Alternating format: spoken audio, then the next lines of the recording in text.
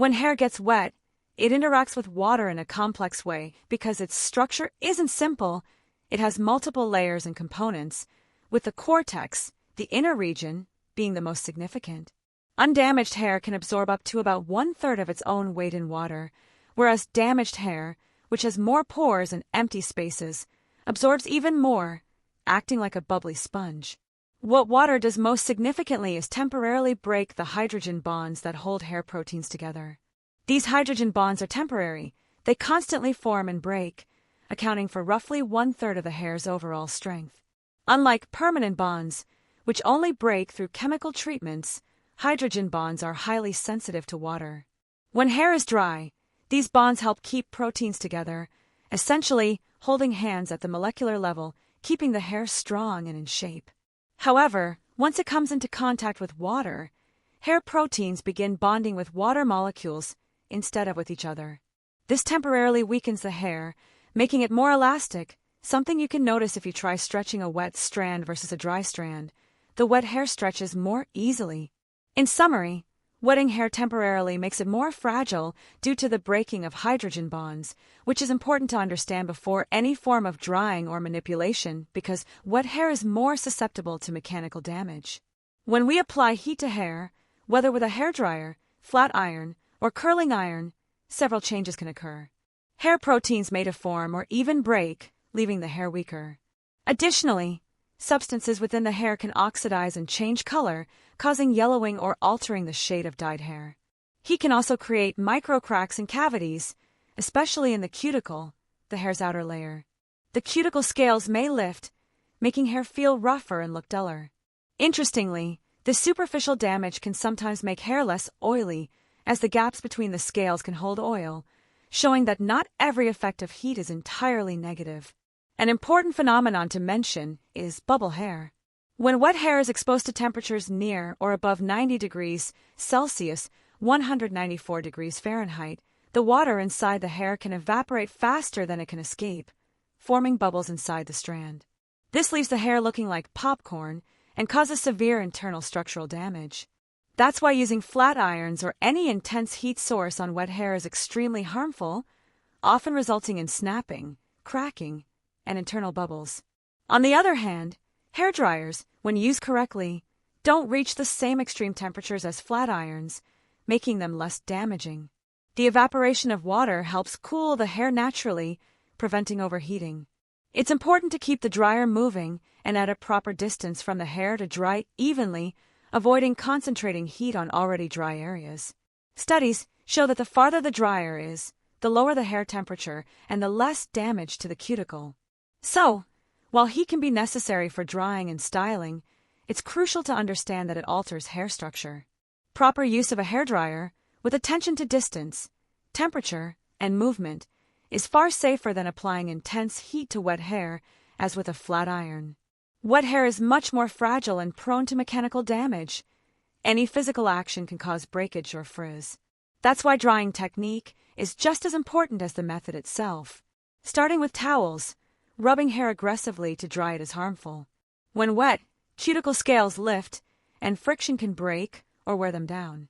The best approach is gentle blotting or pressing the towel against the hair to absorb excess water.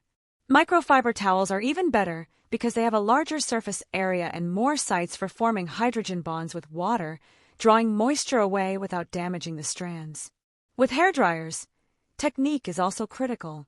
Keep the dryer moving and avoid concentrating heat in one area for too long. Dry hair from a safe distance, avoiding contact with wet strands, to reduce the risk of microcracks and bubble hair. Drying in stages, starting at the roots and working toward the ends, helps distribute heat evenly. Another effective technique is styling while drying. Wet hair can form new hydrogen bonds in the desired shape as it dries, allowing it to set in the style you want. This is far less aggressive than using high heat later to force a shape. Air drying is also an option, but it must be done carefully. Avoid sleeping with soaking wet hair or tightly secured hair that can flatten and entangle, which can cause frizz and split ends.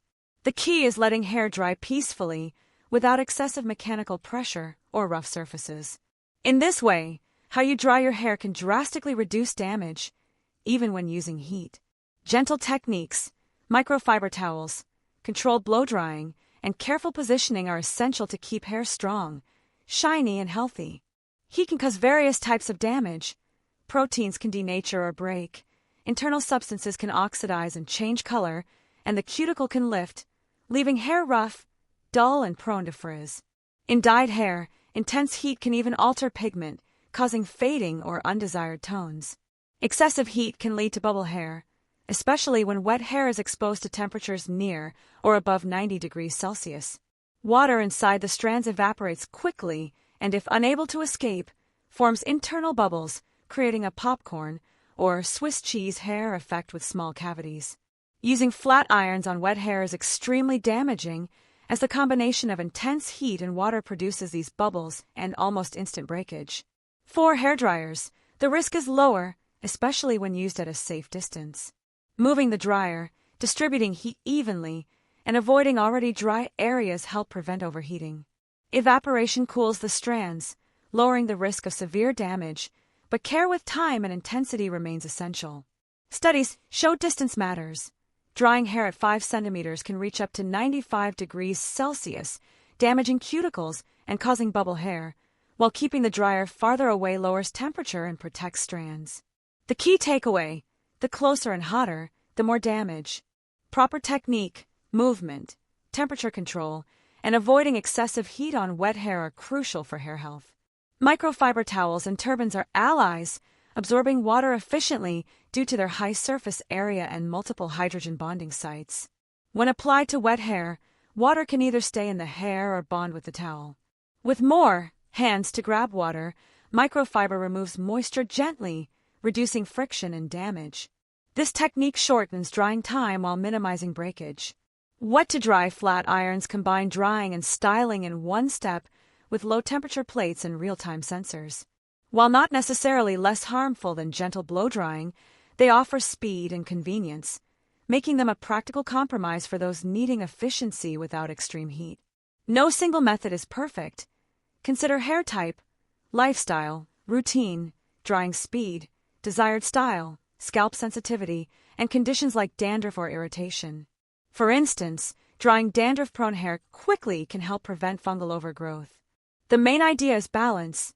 Gentle techniques, microfiber, low-heat blow-drying, careful strand movement, can minimize damage while maintaining style and practicality. Small changes in technique and equipment make a huge difference. In addition to minimizing damage, consider timing, drying duration, and routine organization.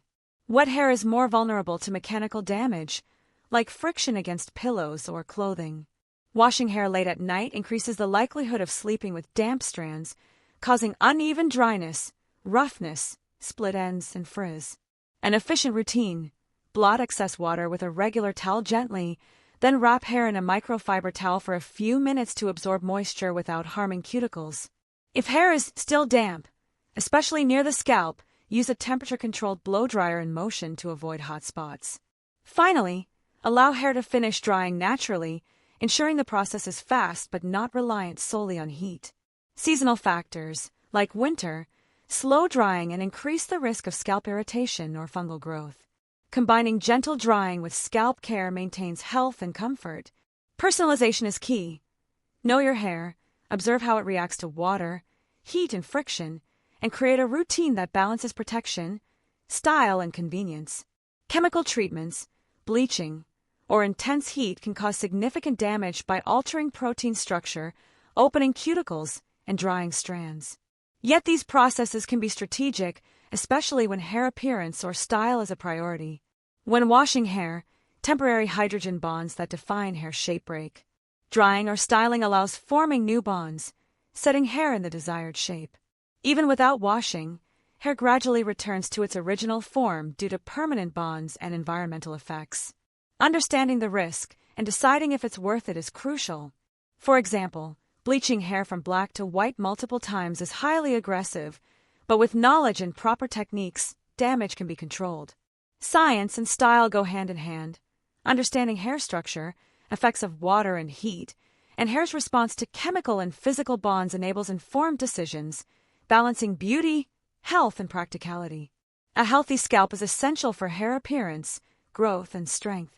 Excess moisture promotes overgrowth of Malassezia furfur, naturally present on the skin, which can cause irritation, itching, or visible dandruff. Slow drying without ventilation, especially if hair is tied or covered, retains moisture and encourages fungal growth. Moderate heat can help dry the scalp safely, reducing irritation and microbial growth while protecting hair. Scalp care is crucial for chemically treated hair, which retains more water and is sensitive to moisture. Even without visible dandruff, prolonged dampness can cause irritation, making efficient drying an essential step in hair care. Microfiber towels and wet-to-dry flat irons accelerate drying while minimizing damage. Proper technique, moving the dryer, maintaining distance, gentle towel pressing, is as important as the tools. Efficiency, protection, and scalp health should guide any drying routine. Time, desired style, hair type, and scalp health all matter. An effective routine: wash hair earlier in the day, blot with a regular towel, wrap in microfiber for 5 minutes, dry scalp carefully with a temperature-controlled dryer, let the rest air dry, and finish with a brief touch-up if needed. Damage is a consideration, but not always the main concern. Sometimes it's a trade-off for desired style. Knowing risks allows conscious decisions. Washing resets hair shape as water breaks temporary hydrogen bonds. As hair dries, new bonds form, keeping the hair in its dried shape. Holding hair in a particular form while drying, with fingers, brushes, or heat tools, helps lock in temporary styles. Heat styling while hair is wet can shape hair efficiently, but controlling heat and movement is key. Style and hair health can coexist with the right techniques and understanding of how hair reacts to water, heat, and mechanical manipulation. Knowledge allows you to maintain healthy, stylish hair with blow dryers, brushes, and styling tools.